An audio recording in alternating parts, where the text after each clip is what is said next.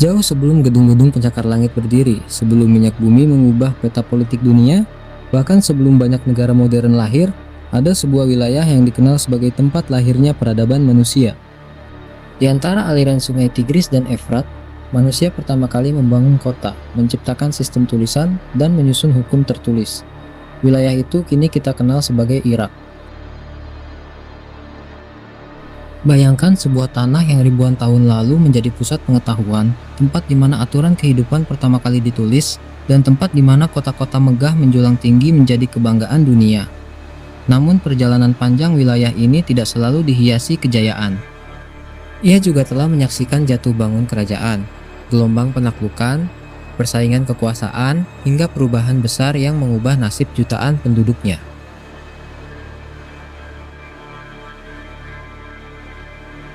Pada video kali ini, kita akan memulai perjalanan panjang memahami sejarah Irak, sebuah negara yang telah mengalami kejayaan luar biasa, peperangan yang menghancurkan, pergantian rezim, hingga konflik yang dampaknya masih terasa sampai sekarang. Namun sebelum membahas tokoh-tokoh seperti Saddam Hussein atau berbagai perang modern yang sering kita dengar, kita harus kembali ribuan tahun ke masa lalu, melihat akar sejarah yang membentuk tanah ini hingga menjadi seperti yang kita kenal hari ini.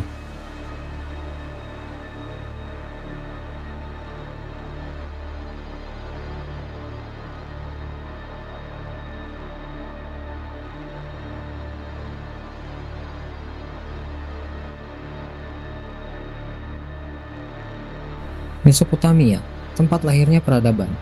Wilayah yang sekarang menjadi Irak dahulu dikenal dengan nama Mesopotamia. Sebuah istilah yang berarti harfiahnya adalah tanah di antara dua sungai. Dua sungai besar yang melintasi wilayah ini, yaitu Sungai Tigris dan Sungai Efrat, menjadi sumber kehidupan yang memungkinkan pertanian berkembang pesat, penduduk bertambah banyak, dan peradaban pun tumbuh subur. Disinilah berkembang satu persatu peradaban-peradaban besar yang menjadi cikal bakal kemajuan manusia. Mulai dari bangsa Sumeria, Akkadia, Babilonia, hingga Asyur, semuanya pernah mendirikan kekuasaan dan meninggalkan jejak yang tak ternilai bagi sejarah dunia. Bangsa Sumeria dikenal sebagai pencipta salah satu sistem tulisan paling awal yang pernah ada, yaitu tulisan paku atau cuneiform. Tulisan ini memungkinkan mereka mencatat perdagangan, hukum, kepercayaan, dan berbagai peristiwa penting, sehingga menjadi tonggak sejarah kemajuan berpikir manusia. Kemudian, di bawah kekuasaan kerajaan Babilonia, Raja Hammurabi menyusun salah satu kumpulan hukum tertulis paling terkenal dan teratur dalam sejarah, yang dikenal sebagai Kode Hammurabi. Hukum ini menjadi bukti bahwa ribuan tahun silam, masyarakat sudah berusaha menciptakan tatanan keadilan yang jelas. Selama ribuan tahun lamanya, wilayah ini menjadi pusat perdagangan yang ramai, tempat berkembangnya ilmu pengetahuan, astronomi, matematika, serta kebudayaan yang memengaruhi kawasan sekitarnya. Namun, kejayaan itu tidak berlangsung selamanya. Seiring berjalannya waktu, berbagai kekuasaan besar datang silih berganti menguasai tanah ini. Mulai dari Kekaisaran Persia, menaklukkan oleh pasukan Yunani di bawah pimpinan Alexander Agung, kekuasaan Romawi, hingga akhirnya wilayah tersebut jatuh ke dalam pengaruh Islam dan kemudian menjadi bagian tak terpisahkan dari Kekaisaran Ottoman selama lebih dari 4 abad lamanya. Memasuki awal abad ke-20, Kekaisaran Ottoman yang sudah berkuasa selama berabad-abad mulai menunjukkan tanda-tanda kelemahan dan kemunduran. Ketika Perang Dunia Pertama pecah pada tahun 1914, Kekaisaran ini memilih bergabung dengan blok sentral yang berhadapan dengan negara-negara besar seperti Britania Raya dan Prancis. Di sisi lain, Britania Raya sudah lama mengincar wilayah Mesopotamia. Bagi mereka, tanah ini memiliki posisi strategis yang sangat penting untuk mengamankan jalur perdagangan dan pengaruhnya di Timur Tengah.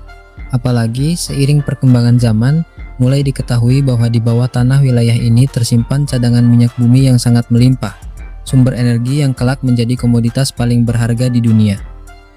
Demi menguasai wilayah itu, pasukan Inggris melancarkan serangan dan berhasil menduduki kota Baghdad pada tahun 1917. Ketika Perang Dunia Pertama akhirnya berakhir pada tahun 1918, Kekaisaran Ottoman pun runtuh dan hancur. Namun, wilayah Mesopotamia tidak langsung menjadi negara merdeka yang berdaulat penuh. Sebaliknya, melalui kesepakatan internasional, wilayah ini ditempatkan di bawah sistem mandat yang disetujui oleh Liga Bangsa-Bangsa dan pengelolaannya diserahkan sepenuhnya kepada Britania Raya. Kehadiran kekuasaan asing ini segera memicu ketidakpuasan yang meluas di kalangan penduduk. Banyak rakyat Mesopotamia merasa bahwa mereka hanya berpindah tangan dari satu penguasa ke penguasa lain tanpa mendapatkan kebebasan yang sesungguhnya. Pada tahun 1920, rasa tidak puas itu meledak menjadi pemberontakan besar yang terjadi di berbagai daerah. Berbagai kelompok bersatu tanpa memandang perbedaan. Suku-suku Arab, tokoh-tokoh agama, serta berbagai lapisan masyarakat bergandengan tangan untuk menentang kekuasaan kolonial.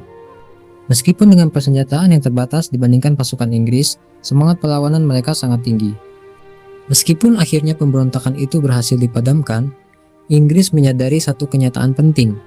Mengendalikan wilayah ini secara langsung akan memakan biaya yang sangat besar, membutuhkan banyak pasukan, dan terus menghadapi perlawanan yang tak kunjung habis. Oleh karena itu, mereka memutuskan untuk mengubah strategi.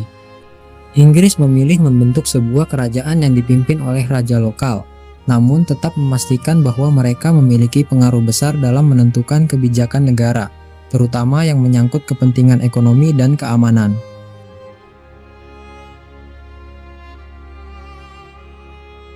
Pada tahun 1921, sebuah upacara penting digelar. Pangeran Faisal bin Hussein dinobatkan sebagai Raja Irak.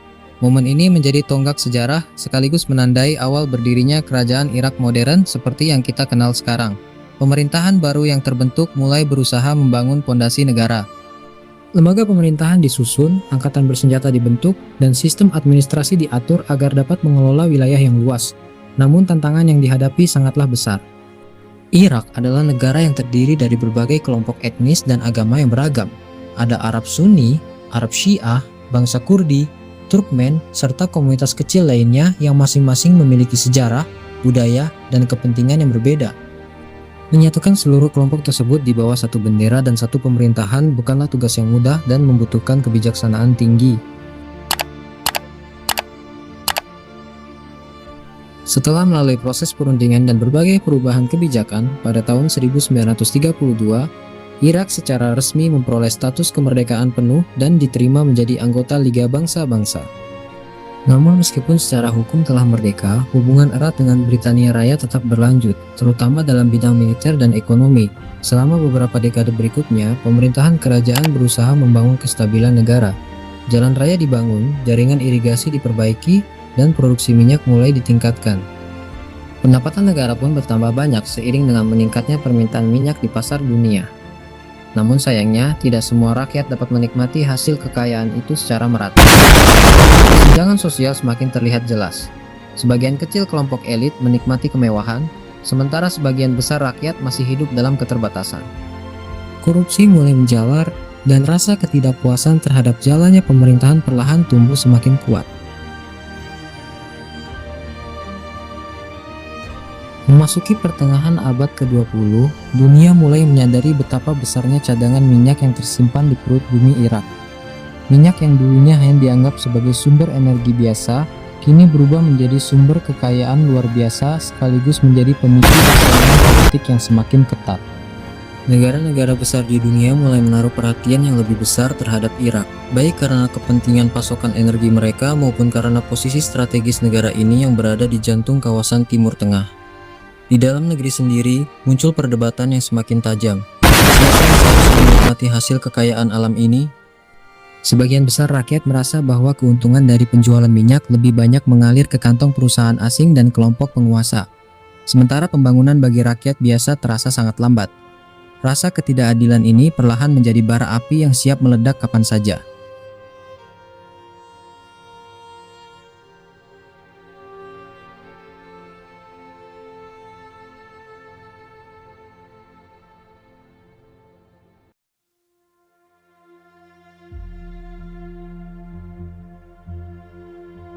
Ketidakpuasan yang sudah lama terpendam terhadap pemerintahan kerajaan terus meningkat dari waktu ke waktu. Di saat yang sama, gelombang semangat nasionalisme Arab sedang berkembang pesat di berbagai negara kawasan yang menginginkan pemerintahan yang lebih mandiri, lebih adil, dan bebas dari pengaruh asing. Melihat situasi ini, kelompok perwira militer yang memiliki pandangan nasionalis mulai merencanakan perubahan besar secara diam-diam. Pada tanggal 14 Juli tahun 1958, rencana itu akhirnya dilaksanakan. Pasukan yang dipimpin oleh Abd al-Karim Qasim bergerak masuk ke kota Baghdad dan segera mengepung kompleks istana kerajaan.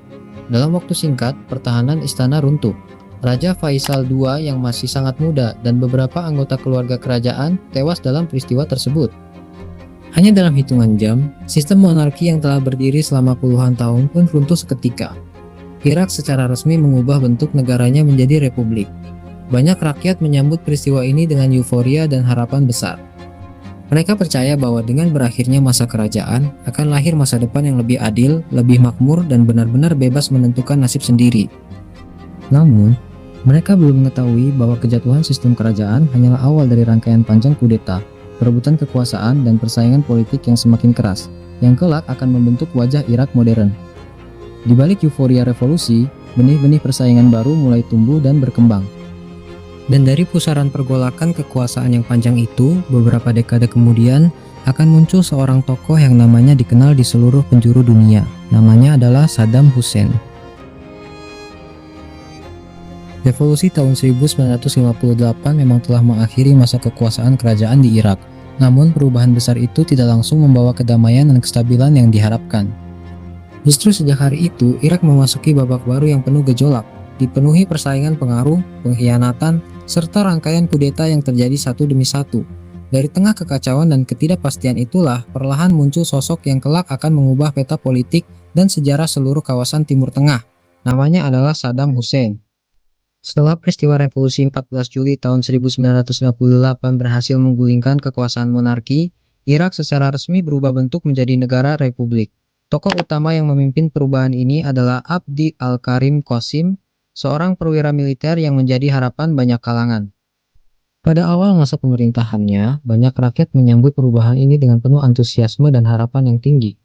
Qasim mengumumkan berbagai janji besar, akan melakukan reformasi menyeluruh, membangun perekonomian negara agar lebih maju, serta menyejahterakan seluruh lapisan masyarakat tanpa memandang status sosial.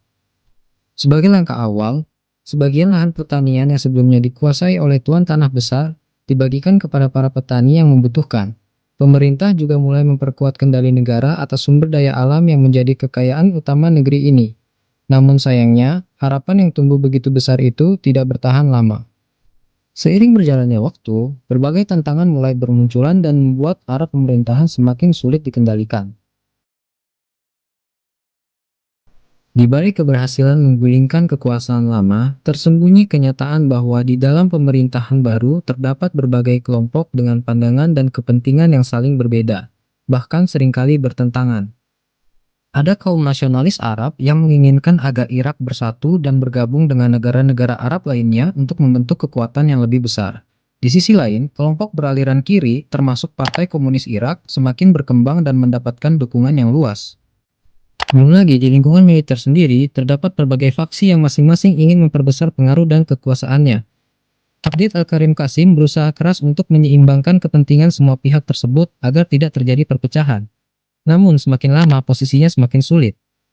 Ia justru kehilangan dukungan dari satu kelompok demi kelompok lain, sehingga landasan kekuasaannya menjadi semakin rapuh. Ketegangan politik meningkat tajam, suasana di ibu kota terasa mencekam, dan ancaman pembunuhan terhadap para pemimpin serta tokoh penting mulai menjadi peristiwa yang semakin sering terjadi.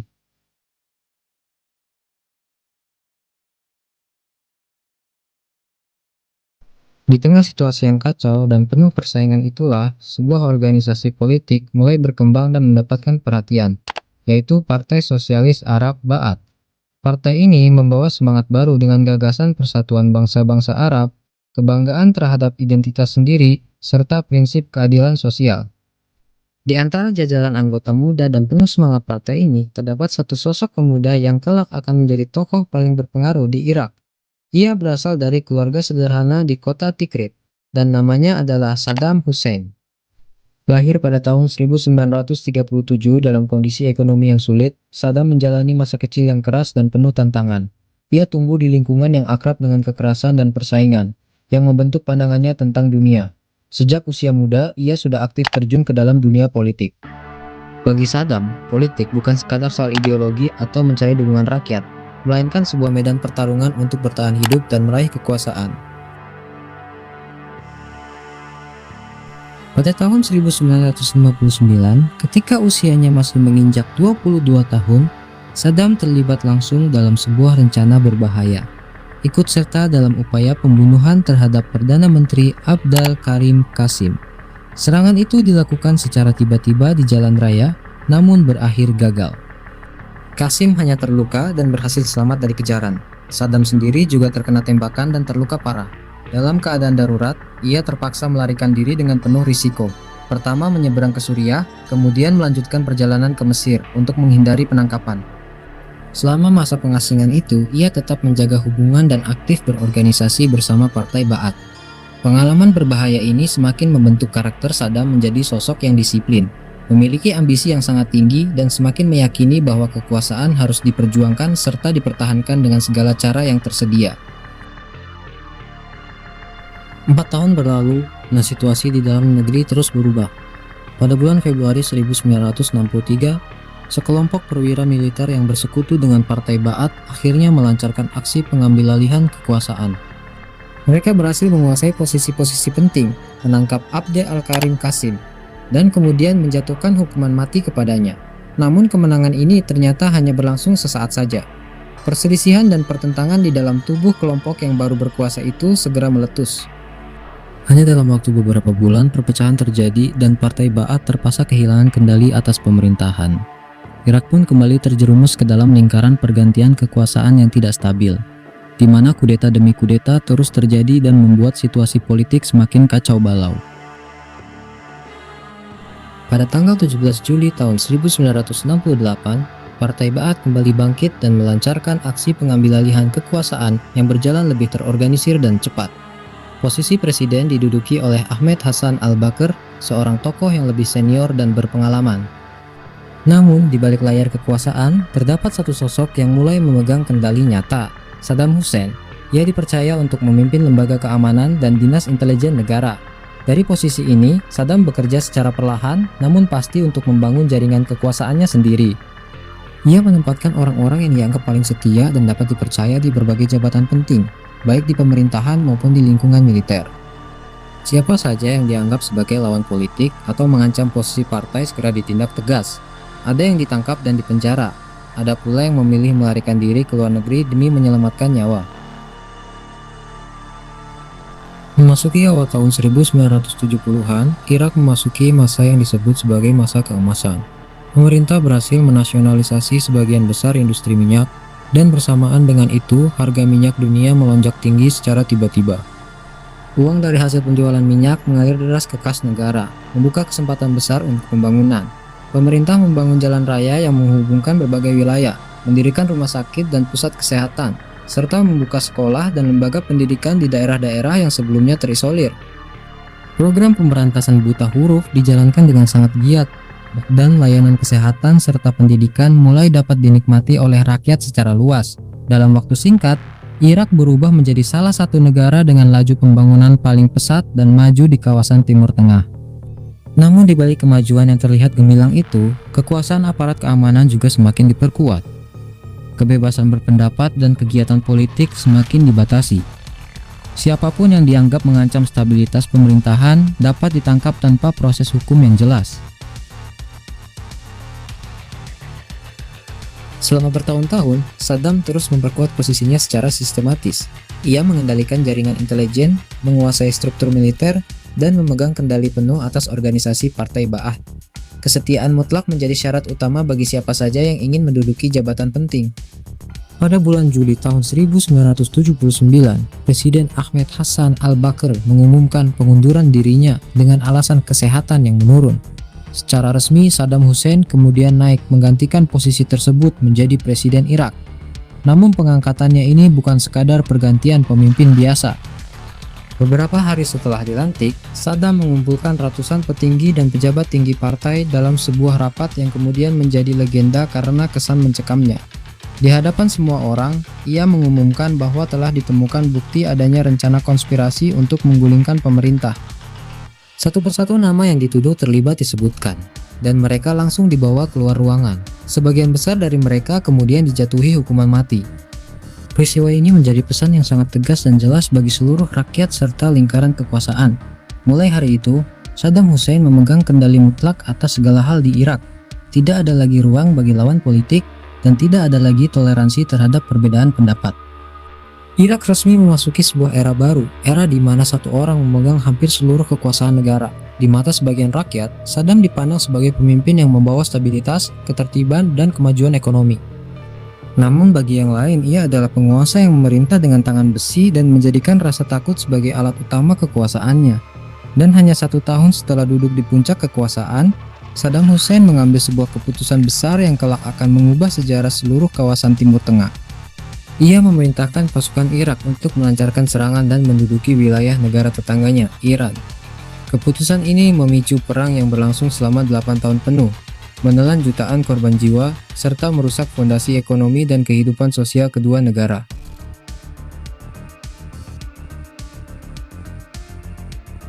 Tahun 1979, seorang pria kini berdiri kokoh di puncak kekuasaan tertinggi di Irak. Dalam waktu singkat, ia berhasil mengendalikan sepenuhnya militer, jaringan intelijen, lembaga pemerintahan, hingga seluruh struktur partai politik. Bagi para pendukungnya, ia adalah simbol kekuatan, kebangkitan, dan kebanggaan bagi bangsa Arab.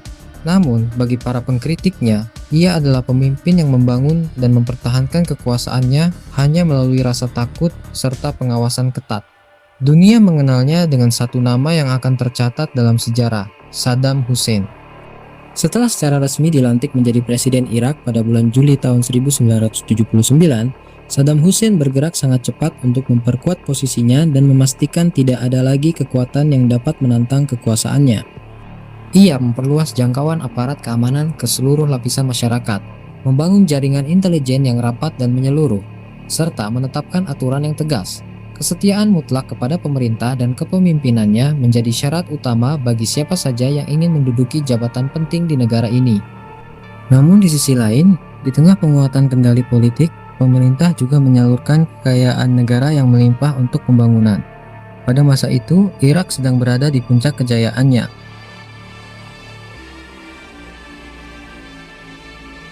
Memasuki akhir tahun 1970-an, Irak termasuk salah satu negara terkaya dan paling berkembang di kawasan Timur Tengah. Harga minyak dunia sedang melonjak tinggi, sehingga pendapatan negara meningkat secara tajam dan stabil. Dana yang terkumpul dari hasil penjualan minyak ini digunakan secara besar-besaran untuk membangun wajah negara yang baru. Jalan raya yang menghubungkan kota-kota dibangun dan diperlebar. Rumah sakit serta pusat kesehatan modern didirikan di berbagai daerah. Sekolah dan universitas dibuka untuk menjangkau lebih banyak anak muda, serta jaringan listrik dan air bersih diperluas hingga ke wilayah pedesaan yang sebelumnya terisolir. Pemerintah juga menjalankan program pemberantasan buta huruf yang cukup berhasil, serta memperluas akses layanan kesehatan bagi seluruh warga. Dalam waktu singkat, tingkat pendidikan dan kualitas infrastruktur di Irak mengalami kemajuan yang sangat pesat. Kota Baghdad bahkan dikenal luas sebagai salah satu kota paling maju dan modern di seluruh kawasan Timur Tengah. Namun di balik kilau kemajuan pembangunan sipil itu, ada satu sektor yang juga terus mendapatkan alokasi dana yang sangat besar, yaitu anggaran militer. Secara bertahap namun pasti, Irak membeli berbagai jenis persenjataan canggih, mulai dari tank tempur, pesawat-pesawat jet, hingga rudal jarak jauh dan perlengkapan perang lainnya dari berbagai negara penjual senjata. Saddam Hussein memiliki ambisi besar. Ia ingin menjadikan Irak sebagai kekuatan militer dan politik utama yang paling berpengaruh di seluruh kawasan Timur Tengah.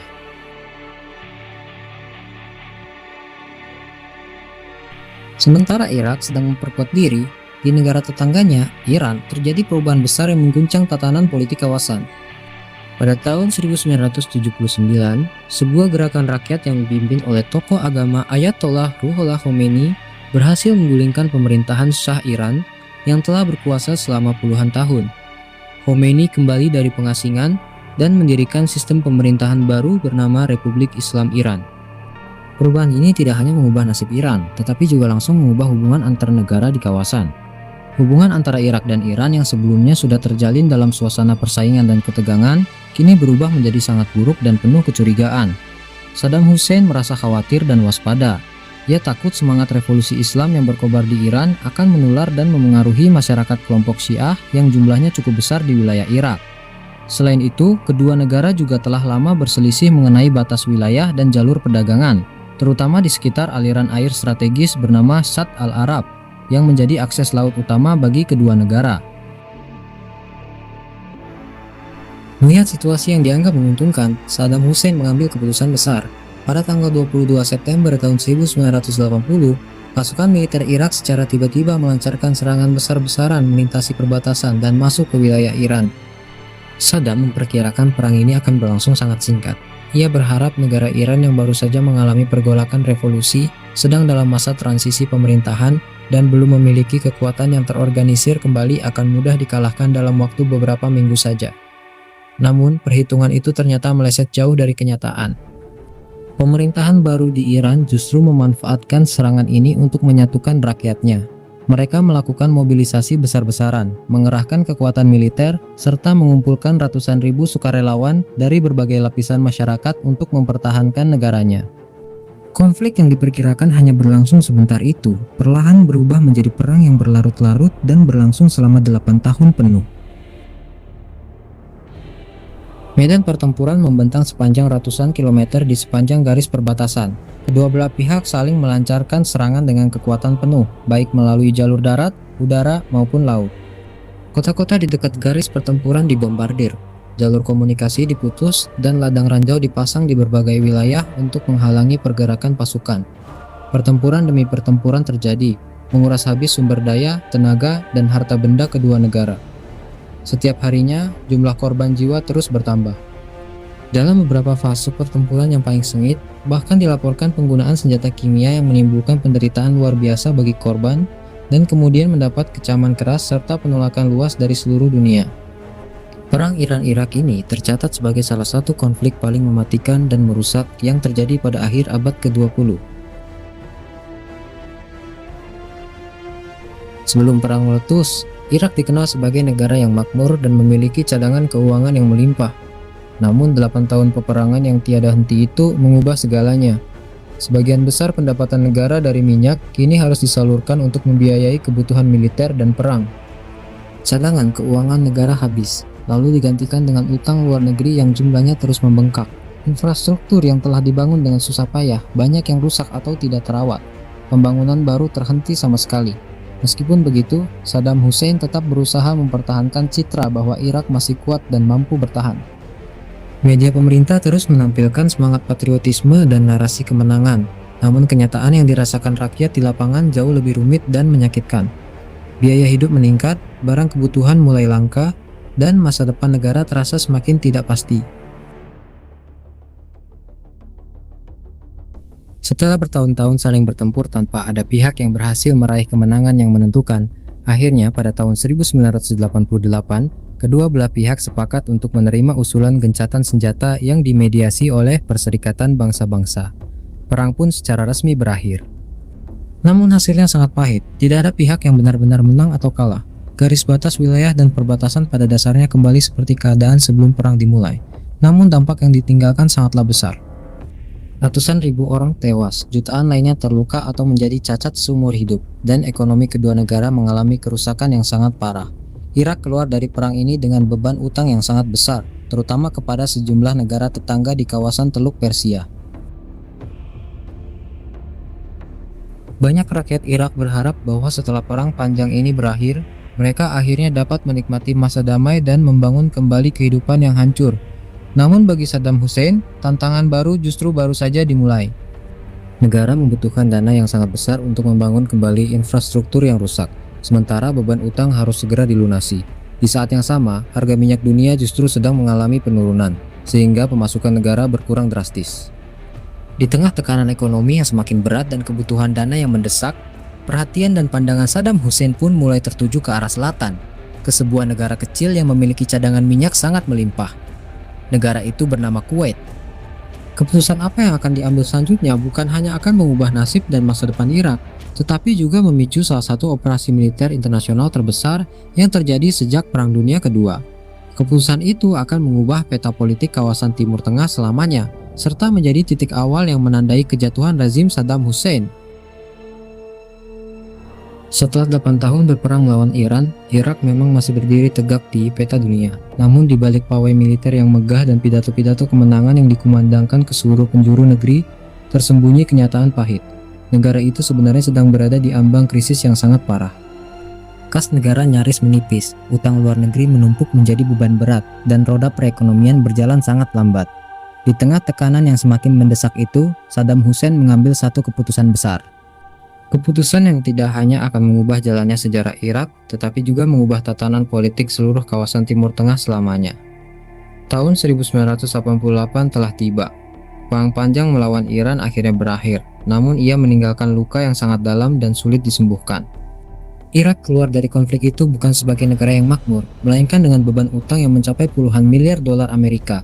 Sebagian besar utang itu dipinjamkan oleh negara-negara tetangga di Teluk Persia untuk membantu membiayai perang selama berlangsung. Pemerintah berharap bahwa harga minyak yang tinggi akan menjadi jalan keluar, memulihkan kas negara, dan membangun kembali apa yang telah hancur. Namun, kenyataan yang dihadapi justru sangat berbeda dari harapan. Hubungan antara Irak dan Kuwait perlahan namun pasti berubah menjadi sangat buruk dan penuh perselisihan. Pemerintah Irak menuduh Kuwait telah memproduksi minyak melebihi batas kuota yang telah disepakati bersama dalam Organisasi Negara Pengekspor Minyak Dunia (OPEC). Akibatnya, pasokan minyak di pasar dunia menjadi melimpah dan membuat harga minyak merosot tajam.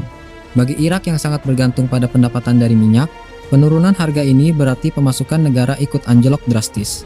Selain itu, Irak juga melontarkan tuduhan lain, bahwa Kuwait telah melakukan pengeboran miring ke arah ladang minyak yang berada di wilayah perbatasan kedua negara, sehingga mengambil cadangan minyak yang seharusnya menjadi milik Irak. Kuwait dengan tegas membantah seluruh tuduhan tersebut dan menyatakan bahwa mereka hanya menjalankan haknya atas sumber daya alam sendiri. Di tengah pertikaian ekonomi ini, Saddam Hussein juga menghidupkan kembali klaim sejarah yang telah lama terpendam. Ia menyatakan bahwa secara sejarah dan wilayah, Kuwait dulunya merupakan bagian dari wilayah Irak yang dipisahkan secara paksa pada masa penjajahan. Klaim ini langsung ditolak mentah-mentah oleh pemerintah Kuwait dan juga oleh sebagian besar negara di dunia yang mengakui kedaulatan serta batas wilayah yang telah disepakati. Ketegangan meningkat dari minggu ke minggu. Upaya diplomasi dan perundingan dilakukan berkali-kali, namun tidak membuahkan kesepakatan yang memuaskan kedua pihak. Jalan damai terasa semakin tertutup.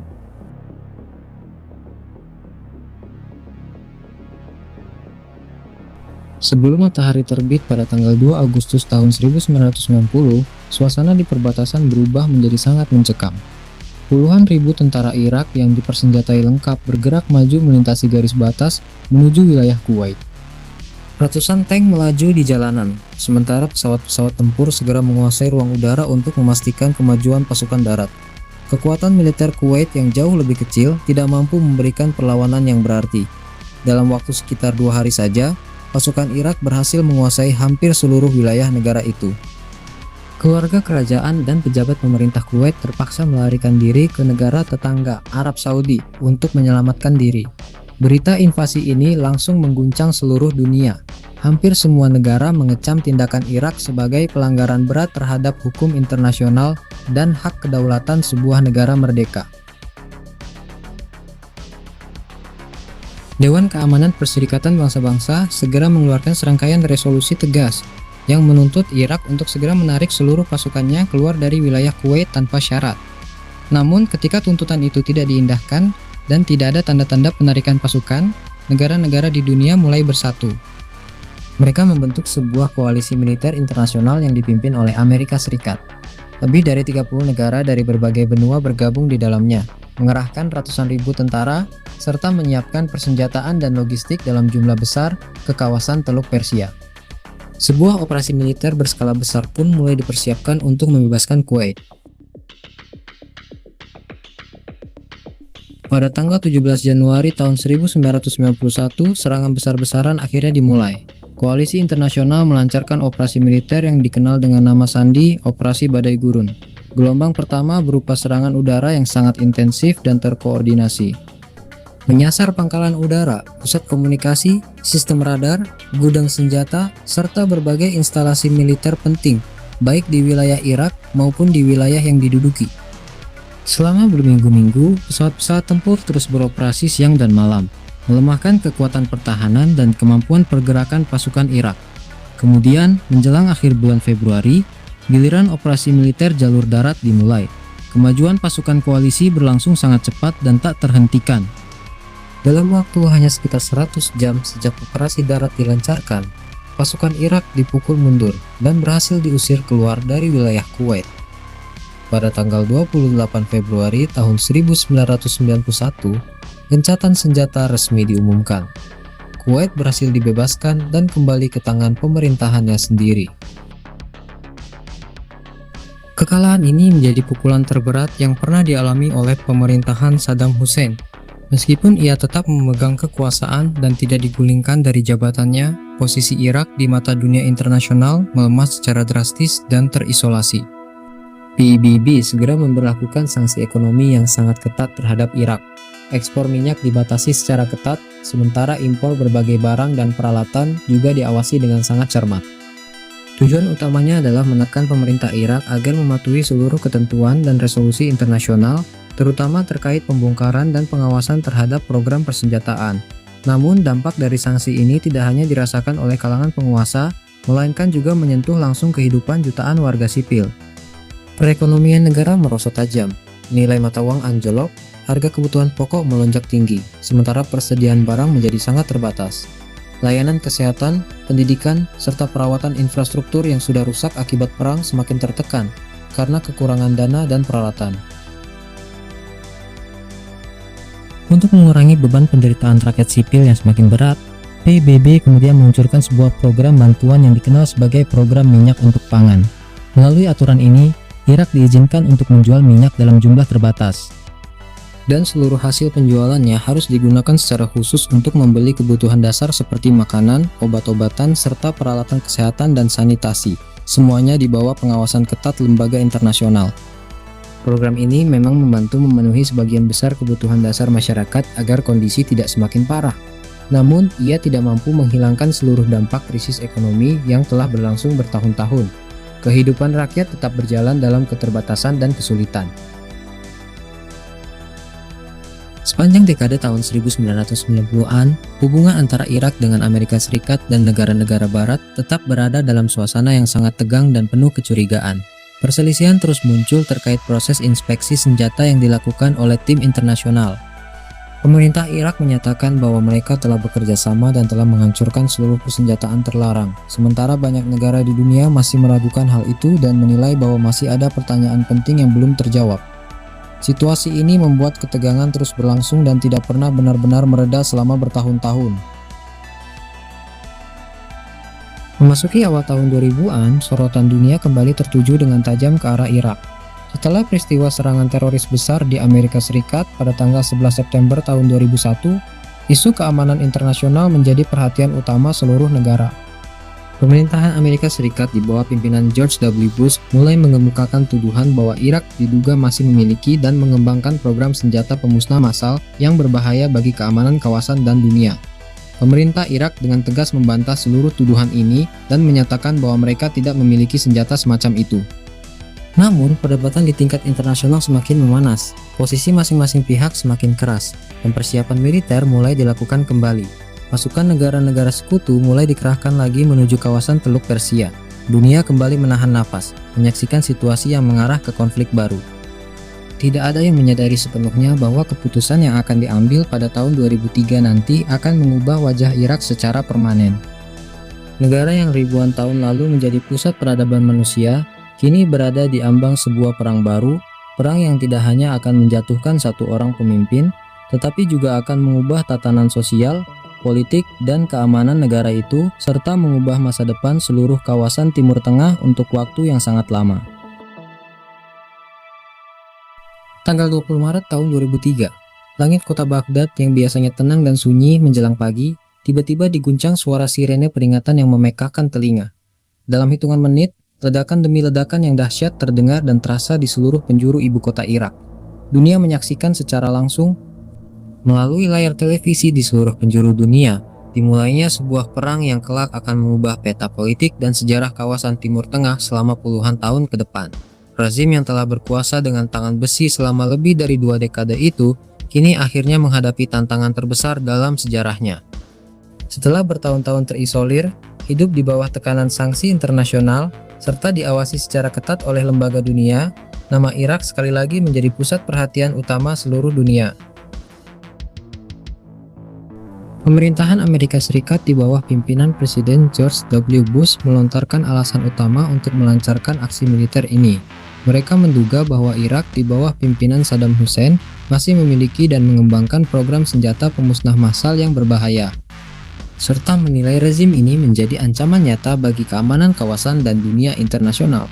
Selain itu, pemerintah Amerika juga menyatakan memiliki tujuan lain, yaitu mengakhiri pemerintahan otoriter Saddam Hussein dan mendorong terbentuknya sistem pemerintahan yang lebih bebas, adil, dan demokratis di Irak. Namun di sisi lain, pemerintah Irak dengan tegas membantah seluruh tuduhan tersebut. Mereka menyatakan bahwa tidak memiliki program senjata terlarang yang aktif dan telah memenuhi kewajibannya sesuai kesepakatan sebelumnya. Perdebatan pun berkobar sengit di tingkat internasional. Sebagian negara mendukung rencana tindakan militer ini, sementara negara lain berpendapat bahwa proses inspeksi dan pengawasan harus tetap dilanjutkan secara damai tanpa perlu melancarkan perang. Di tengah perdebatan yang belum menemukan kesepakatan bersama, keputusan tetap diambil. Pada tanggal 20 Maret tahun 2003, Amerika Serikat bersama sejumlah negara sekutunya secara resmi meluncurkan operasi militer dengan nama sandi Operasi Kebebasan Irak. Serangan dimulai dengan gelombang serangan udara yang terkoordinasi, menyasar langsung sasaran-sasaran penting seperti pos komando militer, pangkalan pasukan, pusat komunikasi, serta kediaman pejabat tinggi. Tidak lama kemudian, pasukan darat yang dipersenjatai lengkap dan canggih mulai bergerak maju melintasi perbatasan dari wilayah Kuwait menuju jantung Irak. Dengan keunggulan teknologi, persenjataan, dan taktik tempur yang lebih maju, pasukan koalisi melaju dengan sangat cepat menuju ibu kota Baghdad. Memasuki awal bulan April tahun 2003, pasukan koalisi akhirnya berhasil mendekati dan memasuki wilayah kota Baghdad. Terjadi pertempuran di beberapa titik strategis, namun pertahanan militer Irak yang sudah melemah akibat sanksi dan serangan awal tidak mampu bertahan lama. Dalam waktu singkat, struktur pemerintahan dan kekuasaan yang selama ini terlihat kokoh itu runtuh seketika. Salah satu momen paling terkenal dan terekam jelas dalam ingatan dunia terjadi pada 9 April tahun 2003. Di tengah lapangan Firdos, sebuah patung raksasa Saddam Hussein yang menjulang tinggi sebagai simbol kekuasaan ditarik dan dirobohkan ke tanah. Bagi sebagian warga Irak, momen itu melambangkan berakhirnya masa penindasan dan dimulainya harapan baru. Namun bagi sebagian lainnya, momen itu justru menjadi pertanda dimulainya masa yang penuh ketidakpastian, kekacauan, dan perubahan yang sulit diprediksi. Meskipun kekuasaan Saddam Hussein telah tumbang, kedamaian dan stabilitas yang diharapkan tidak serta-merta hadir. Justru sebaliknya, kekosongan kekuasaan yang terjadi menimbulkan kekacauan yang meluas. Banyak kantor pemerintahan, gudang, hingga tempat umum seperti museum bersejarah, rumah sakit, dan sekolah menjadi sasaran penjarahan dan kerusakan. Sistem keamanan negara yang tadinya dikendalikan secara terpusat kini lumpuh total. Salah satu keputusan penting yang kemudian menjadi bahan perdebatan panjang dan luas adalah kebijakan pembubaran seluruh struktur militer Irak serta pembersihan atau penyingkiran secara besar-besaran terhadap anggota dan simpatisan Partai Ba'ath dari seluruh jajaran pemerintahan. Akibatnya dalam waktu singkat saja ratusan ribu mantan tentara, polisi, dan pegawai negeri kehilangan pekerjaan serta sumber penghidupan mereka. Sejumlah pengamat dan analis menilai, kondisi ini justru membuka celah yang memperparah situasi keamanan dan menjadi salah satu pemicu utama meningkatnya perlawanan dan kekerasan pada tahun-tahun berikutnya. Meskipun pemerintahannya sudah runtuh dan banyak pemimpinnya ditangkap, sosok Saddam Hussein sendiri belum ditemukan. Selama berbulan-bulan, ia menjadi orang yang paling dicari dan diburu di seluruh wilayah Irak. Ia menghilang, berpindah tempat bersembunyi, dan tetap menjadi simbol perlawanan bagi kelompok yang setia kepadanya. Namun akhirnya, pada 13 Desember tahun 2003, upaya pengejaran membuahkan hasil. Pasukan Amerika Serikat berhasil menemukan lokasi persembunyiannya di daerah pedesaan dekat kota Tikrit, tempat asalnya. Ia ditemukan bersembunyi di dalam sebuah lubang ruang bawah tanah yang sempit dan tertutup, yang kemudian dikenal luas di seluruh dunia dengan sebutan lubang laba-laba. Penangkapan ini langsung menjadi berita utama di seluruh media internasional dan mengubah peta situasi politik di Irak. Setelah ditangkap dan ditahan, Saddam Hussein kemudian diadili oleh Pengadilan Tinggi Irak yang dibentuk khusus untuk menangani kasus-kasus kejahatan masa lalu. Ia menghadapi berbagai dakwaan berat, mulai dari pembunuhan massal, penindasan terhadap kelompok oposisi, hingga pelanggaran berat terhadap hak asasi manusia selama masa pemerintahannya. Selama proses persidangan yang berlangsung berbulan-bulan dan disorot ketat oleh media dunia, Saddam Hussein beberapa kali menolak mengakui kewenangan pengadilan, membantah sejumlah dakwaan, dan dengan tegas menyatakan bahwa dirinya tetap merupakan presiden yang sah bagi rakyat Irak. Setelah melalui serangkaian proses hukum yang panjang, akhirnya majelis hakim menjatuhkan putusan. Ia dinyatakan bersalah dan dijatuhi hukuman mati.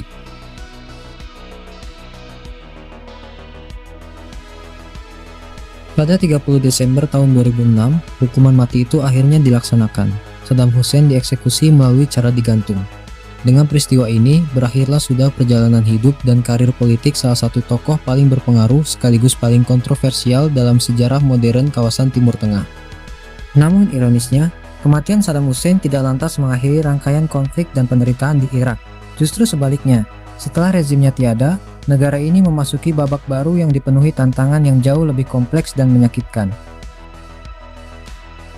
Setelah jatuhnya rezim lama, berbagai kelompok politik, agama, dan etnis mulai bersaing untuk mendapatkan kekuasaan dan pengaruh dalam membentuk pemerintahan baru. Di tengah proses tersebut, ketegangan antar kelompok semakin memanas dan berubah menjadi kekerasan sektarian yang meluas. Serangan bom, bentrokan bersenjata, serta aksi pemberontakan menjadi pemandangan yang mengerikan dan bagian dari keseharian di banyak kota dan wilayah. Rakyat sipil kembali menjadi korban paling banyak menderita. Harapan yang sempat tumbuh bahwa perang akan membawa kedamaian dan kemajuan ternyata belum terwujud sama sekali. Di tengah kekacauan, ketidakamanan, dan kekosongan kendali ini, muncul celah yang dimanfaatkan oleh kelompok-kelompok yang memiliki pandangan ekstremis. Salah satu kelompok yang tumbuh subur dari situasi ini awalnya merupakan cabang dari jaringan Al-Qaeda di Irak. Dalam beberapa tahun, kelompok ini terus berkembang, memperluas jangkauan, dan mengubah bentuknya menjadi ancaman yang jauh lebih besar dan terorganisir. Nama mereka kelak akan dikenal dan ditakuti oleh seluruh dunia, ISIS. Kemunculan dan perluasan kekuasaan kelompok ini bukan hanya mengancam kedaulatan dan keutuhan wilayah Irak, tetapi juga mengubah peta keamanan kawasan serta memicu gelombang perang dan krisis kemanusiaan baru yang jauh lebih luas dan kompleks. Ketika Saddam Hussein dieksekusi pada akhir tahun 2006, banyak orang berharap bahwa akhirnya Irak akan menutup lembaran masa lalunya yang kelam dan memasuki era baru yang damai. Namun kenyataan yang terjadi justru sangat berbeda dari harapan. Dari sisa-sisa reruntuhan perang dan kekosongan kekuasaan, perlahan lahir sebuah ancaman baru yang jauh lebih keras, lebih kejam, dan lebih ekstrim daripada apapun yang pernah dihadapi negara ini sebelumnya. Ancaman itu dikenal oleh seluruh dunia dengan satu nama, ISIS.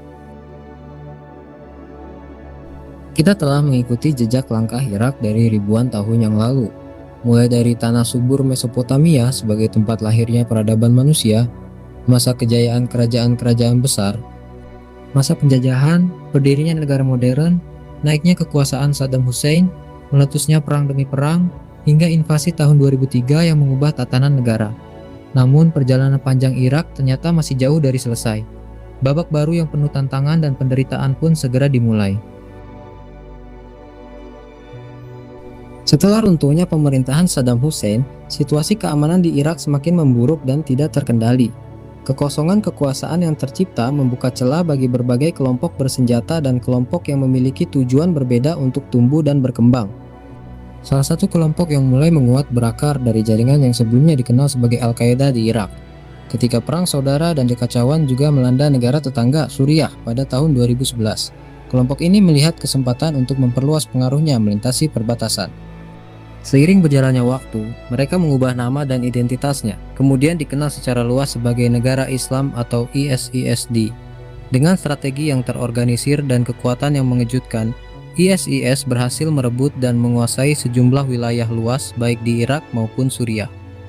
Mereka menduduki kota-kota penting, membangun struktur pemerintahan sendiri, dan menggunakan media sosial secara gencar untuk menyebarkan propaganda kekerasan serta merekrut anggota dan pendukung dari berbagai penjuru dunia.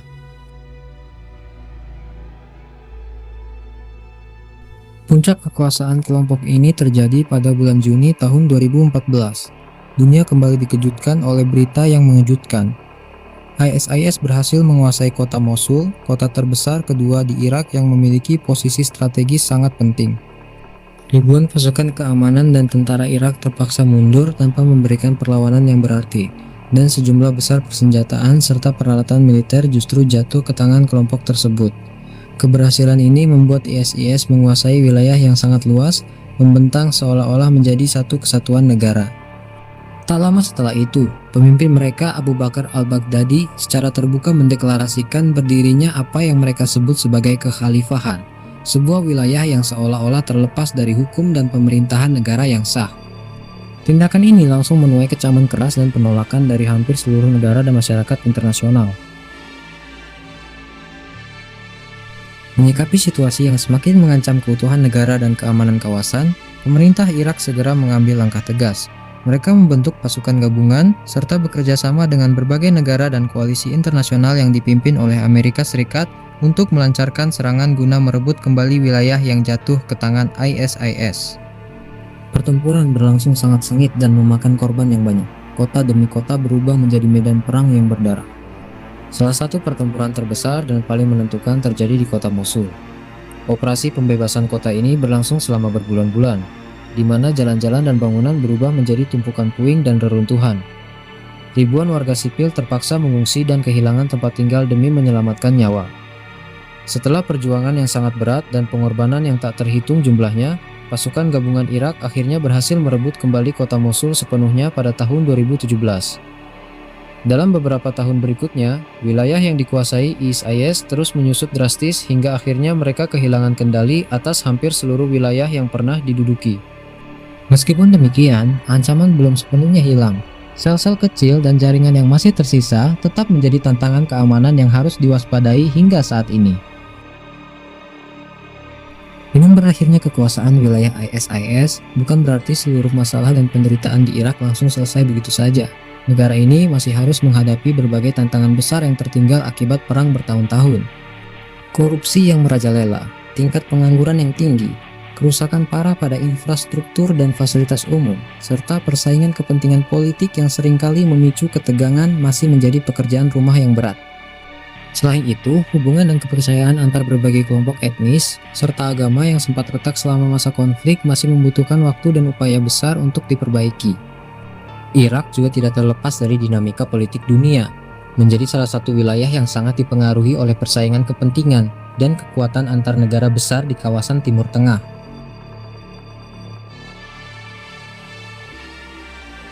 Di balik berita-berita tentang perang, politik, dan persaingan kekuasaan, ada jutaan warga biasa Irak yang setiap hari berusaha bangkit dan menjalani kehidupan mereka.